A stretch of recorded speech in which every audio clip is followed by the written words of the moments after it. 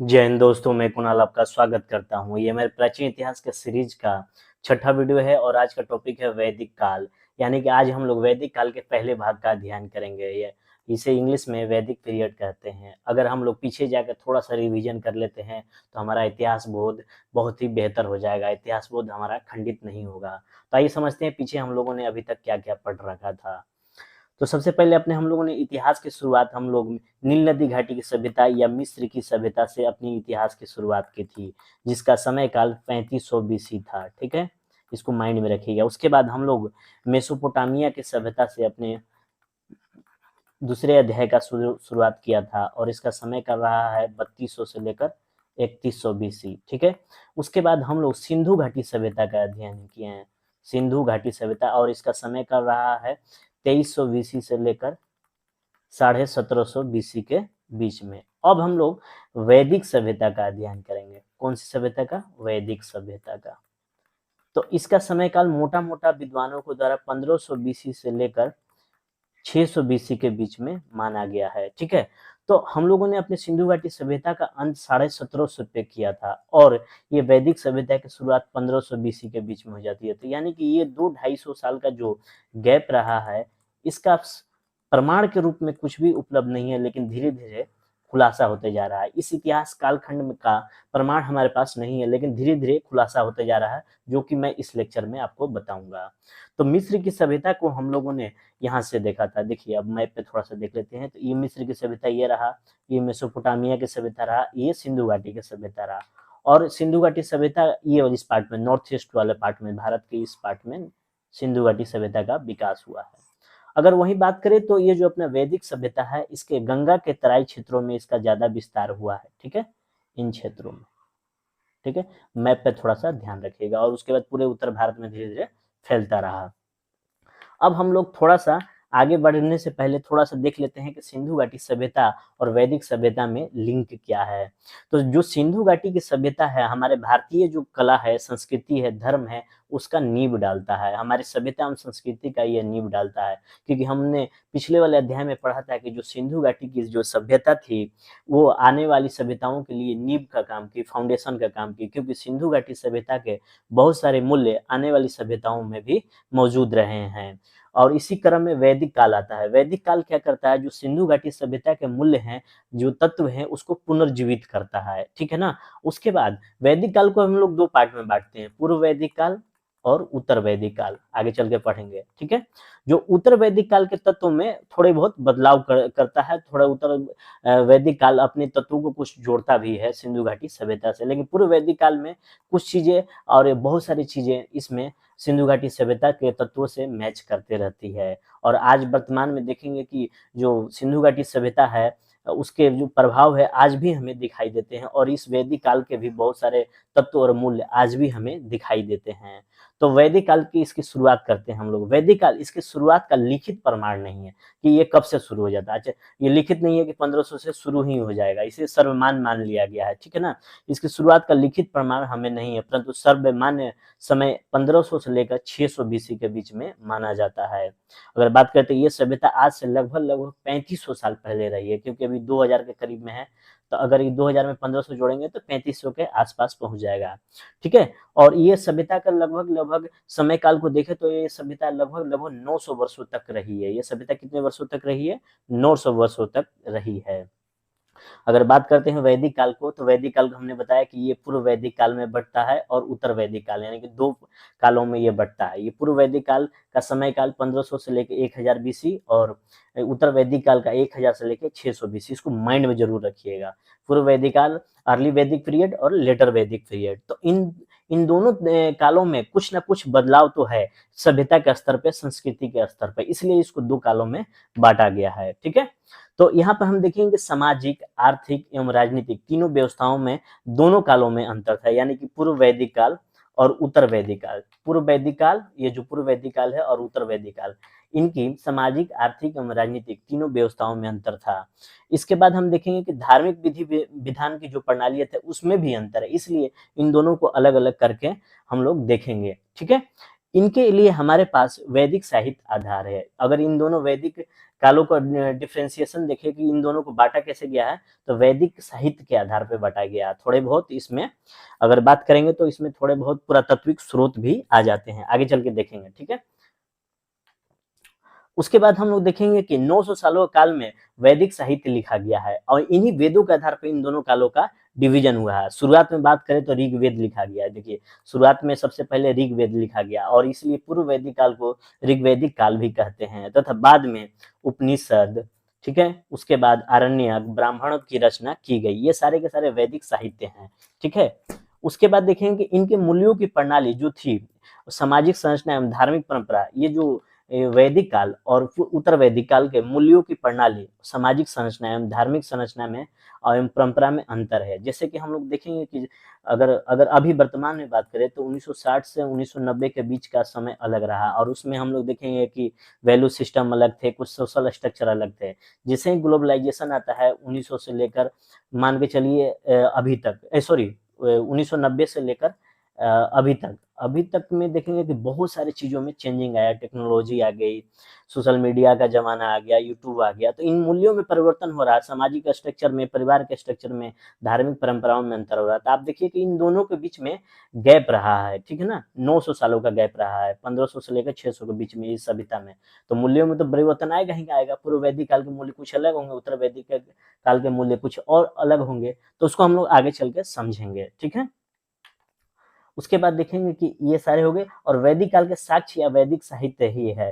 वैदिक काल के अगर हम लोग साक्ष्य की बात करें तो वैदिक साहित्य प्रमुख रूप से है और थोड़ी बहुत मात्रा में पुरातात्विक स्रोत भी वैदिक काल की हमें जानकारी प्रदान करते हैं, ठीक है। ये तो वैदिक साहित्य के ब्राह्मण, आरण्यक, उपनिषद। अगर बात करते हैं कि वैदिक साहित्य के जन्मदाता या इसको निर्माता के रूप में हम लोग आर्यों को देखते हैं, ठीक है। ये किसको देखते हैं? आर्यों को देखते हैं। और आर्य शब्द का अर्थ होता है श्रेष्ठ। आर्य शब्द का अर्थ क्या होता है? श्रेष्ठ, ठीक है। तो इनके आने के मत को लेकर अलग अलग चीजें हमारे समाज में विकसित है। हमारे इतिहासकार अलग अलग मत प्रस्तुत करते हैं कि ये जो आर्य थे अलग अलग जगहों से आए हुए थे। तो इसमें सबसे सर्वमान्य था मैक्स मूलर का। ये कहते हैं ये मध्य एशिया से आया हुआ ये जाति थी। ये सभ्यता और समुदाय जो मध्य एशिया में विकसित हुआ था काफी कुछ हद तक वैदिक सभ्यता से मेल खाता है। अगर मध्य एशिया की बात करें तो इस मध्य एशिया में अगर हम लोग थोड़ा सा मैप पे देखते हैं इसको तो और ज्यादा बेहतर ढंग से समझ पाएंगे। एक सेकेंड। हाँ, तो इस मैप में हम देखें मध्य एशिया को, तो मध्य एशिया के इधर ये वाला इस पार्ट में अगर यहाँ पर अगर 3D मैप पे देखें तो इसके ईस्ट वाले भाग में चीन है। मध्य एशिया का हिस्सा कौन सा होता है? चीन होता है। अगर पश्चिमी भाग में देखें तो कैस्पियन सागर होता है, ठीक है। कैस्पियन सागर इसके आसपास आ जाएगा, कैस्पियन सागर। उसके बाद अगर नीचे डाउन में साउथ में देखें तो अफगानिस्तान वाला पार्ट आ जाएगा और उसके ऊपर में देखें तो रूस वाला पार्ट आ जाएगा। तो ये मध्य एशिया के देश आते हैं और इसकी चौहद्दी मैंने बताया, यहाँ पे थोड़ा सा ज्यादा बेहतर ढंग से आप समझ पाएंगे। अगर मध्य एशिया है तो ये रसिया हो गया, ये चाइना हो गया, ये कैस्पियन सागर का क्षेत्र हो गया, ये अफगानिस्तान का क्षेत्र हो गया। और बात करें तो वर्तमान में मुख्य देश कौन कौन से आते हैं? Kazakhstan, Kyrgyzstan, Tajikistan, Turkmenistan, Uzbekistan, Mongolia, ये सारे के सारे क्षेत्र इधर के ही क्षेत्र हैं। और यहाँ से ये जो ये इधर ये वाले पार्ट यहाँ से आर्य भारत में प्रवेश करते हैं, यानी कि मध्य एशिया से। तो मैक्स मूलर का जो सिद्धांत है वो सर्वमान्य माना गया, क्योंकि जो मध्य एशिया में जो समुदाय या सभ्यता विकसित हुई काफी कुछ हद तक वैदिक सभ्यता से मेल खाती है। अगर वही बात करें डॉक्टर संपूर्णानंद का तो ये कहते हैं कि आल्प्स पर्वत से आया है। आल्प्स पर्वत से ये जो है आल्प्स पर्वत से आए हुए हैं। तो आल्प्स पर्वत यहाँ देखिए यूरेशिया और एशिया ये वाले इस पार्ट में आल्प्स पर्वत है, यहाँ से आए हुए ये कहते हैं संपूर्णानंद जी, ठीक है। इनका नाम याद रखिएगा। उसके बाद ये बाल गंगाधर तिलक अपने आर्कटिक उत्तरी ध्रुव को कहते हैं, आर्कटिक को बोलते हैं, यहाँ से आए हुए थे। जबकि स्वामी दयानंद सरस्वती तिब्बत का पार्ट बोलते हैं, आर्कटिस वाले पार्ट को ये बोलते हैं अपने बाल गंगाधर तिलक की। ये आर्य यहाँ से आए हुए थे, ठीक है।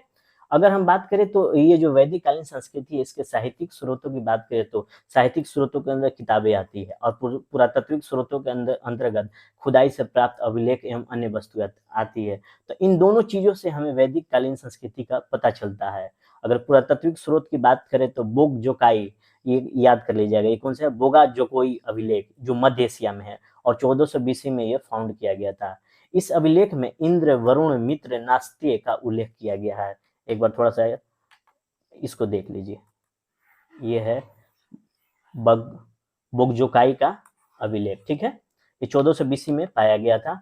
और ये क्या क्या है, इसमें किस कौन कौन से देवताओं का उल्लेख है? इंद्र, वरुण, मित्र, नास्त्य का उल्लेख है। आगे चल के ये सारे देवता भारत में भी दिखाई देंगे, ठीक है। उत्खनन में कुछ बर्तनें पाई गई है, ठीक है। ये तो मतलब ये हो गया अभिलेख का एक हिस्सा। दूसरा है उत्खनन में कुछ बर्तनें पाई गई है। पूर्व वैदिक काल में गैरिक मृद भांड पाए गए हैं, ओसीपी। ये देखिए, ये सारे के सारे ओसीपी के उदाहरण है, ठीक है। ये सारे के सारे ओसीपी, ठीक है। ये सारे के सारे ओसीपी के उदाहरण। अगर ओसीपी का फुल फॉर्म बात करें तो ओक्रे, ये स्पेलिंग देख लीजिए, ओक्रे कलर्ड पोट्री, ठीक है। ठीक है, ये पूर्व वैदिक काल में ओसीपी पाया गया, इसको ध्यान रखिएगा। गैरिक मृद भांड कहेंगे। और उत्तर वैदिक काल में चित्रित घूसर मृद भांड, ये देख लीजिए, ये सारे के पाए गए। पीजीडब्ल्यू को पेंटेड ग्रे वेयर कल्चर के नाम से जाना जाता है, ठीक है ना।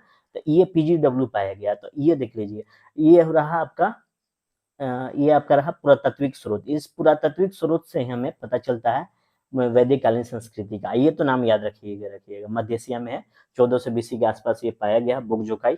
एक बार और फिगर देख लीजिए। इसी अभिलेख से हमें वैदिक साहित्य का पता चलता है, वैदिक कालीन संस्कृति का पता चलता है। उसके बाद साहित्यिक स्रोतों की बात करें तो वेदों से, ब्राह्मण से, आरण्यक से हमें इसकी जानकारी प्राप्त होती है। वेद, ब्राह्मण, आरण्यक से हमें इस सभ्यता की जानकारी प्राप्त होती है, ठीक है। ये फिगर आप लोग देख लीजिए। उसके बाद देखते हैं कि वैदिक साहित्य के आधार पर इसको दो भागों में बांटा गया है। मुख्य रूप से कितने भागों में बांटा गया है इसको? वैदिक साहित्य के आधार पर इसे दो भागों में बांटा गया है। इसमें पहला अपना है पूर्व वैदिक काल और उत्तर वैदिक काल। तो अगर कोई पूछे तो किस आधार पर ये वैदिक काल को बांटा गया है, तो वैदिक साहित्यों के आधार पर। पूर्व वैदिक काल को हम लोग ऋग वैदिक काल भी कहते हैं, इसको माइंड में रखिएगा, क्योंकि ऋग्वेद की रचना इसी काल में हुई थी, ऋग वैदिक काल। फिर से इसको माइंड में रखिएगा बहुत। अगर वैदिक काल आए या पूर्व वैदिक काल आए, दोनों को एक ही समझिएगा, ठीक है। उसके बाद उत्तर वैदिक काल। कुछ इतिहासकार इसे 1200 बीसी से भी शुरुआत मानते हैं। ये जो वैदिक काल की शुरुआत कुछ इतिहासकार 1200 बीसी से मानते हैं, लेकिन सर्वमान्य है 1500 से लेकर 600 बीसी के बीच में। इसको थोड़ा सा एग्जैक्टली आप लोग ध्यान रखिएगा। एक थोड़ा सा समय काल होता है, बीसी और एडी में कंफ्यूजन होता है, तो जीरो ये मान के चलते हैं। तो जीरो से जो ये वाली पार्ट है इधर अगर जाएंगे तो बीसी का हिस्सा हो जाएगा, और ये इधर एडी का ये हिस्सा हो जाएगा। अभी से लेकर जीरो की ओर जाएंगे, चाहे आगे भी बढ़ेंगे तो एडी का हिस्सा हो जाएगा। तो इसको थोड़ा सा ध्यान में रखिएगा। अब हम देखते हैं कि सिंधु घाटी सभ्यता और वैदिक काल के बीच में समय का लिंक कहाँ है। अब हम लोग यही तलाशते हैं। मैंने बताया था शुरू में कि जो अपने सिंधु घाटी सभ्यता है अपना 1750 बीसी में खत्म सी हो गई, ऐसा माना जा रहा है, खत्म मान के चलते हैं। और ये अपना वैदिक काल की शुरुआत 1500 बीसी में। तो इन 2 सालों 2.5 सालों का गैप कहाँ है भाई, लिंक कहाँ है, इसको समझने की जरूरत है। उसकी निरंतरता कहाँ है? तो सिंधु घाटी सभ्यता वाली मान्यता या सिंधु घाटी सभ्यता की जो मान्यता थी वो कहाँ हमें नजर आती है? वैदिक काल में बहुत ही जबरदस्त तरीके से हमें नजर आती है। अभी चल के आगे देखेंगे कैसे कैसे किन किन रूपों में हमें नजर आती है।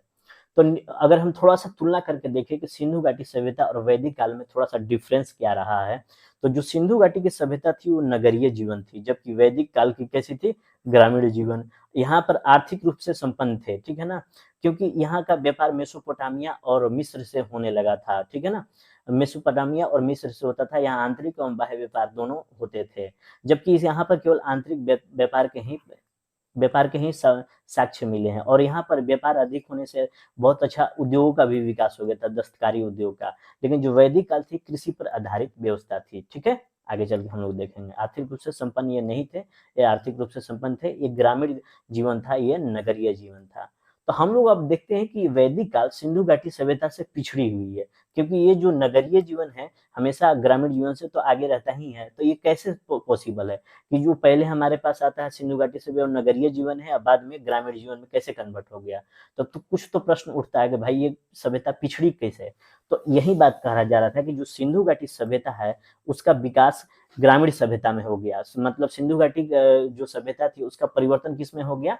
ग्रामीण सभ्यता में। और उसके स्वरूप के रूप में देखें तो झुकर संस्कृति और लोथल की प्रांतीय संस्कृति प्रमुख है। अब आप लोगों को अंदाजा लग जाएगा कि अगर 1750 बीसी में अगर सिंधु घाटी सभ्यता खत्म हो रही है और 1500 बीसी में अगर वैदिक काल की शुरुआत मानी जा रही है, तो ये 250 साल का इतिहास जो है, कन्फर्म रूप से तो नहीं, 2-250 साल के इतिहास का हमारे उल्लेख तो अच्छे से नहीं मिलता, लेकिन अब धीरे-धीरे राज फूलने लगा है और राज के रूप में हमें देखते हैं कौन सा, झुकर संस्कृति और लोथल की प्रांतीय संस्कृति। ये दोनों संस्कृतियाँ सिंधु घाटी सभ्यता का परिवर्तित रूप है। जो सिंधु घाटी सभ्यता थी वो नगरीय जीवन में थी और जो वैदिक काल था वो ग्रामीण जीवन का रूप लिए हुए था, ठीक है। और ये अपना झुकर संस्कृति भी ग्रामीण संस्कृति ही थी। तो देख लीजिए ये अपना नगरीय स्वरूप लिए हुआ था सिंधु घाटी की सभ्यता, जबकि ये वैदिक काल कैसा रहा है, ग्रामीण सभ्यता के रूप में हमें दिखाई देता है, ठीक है।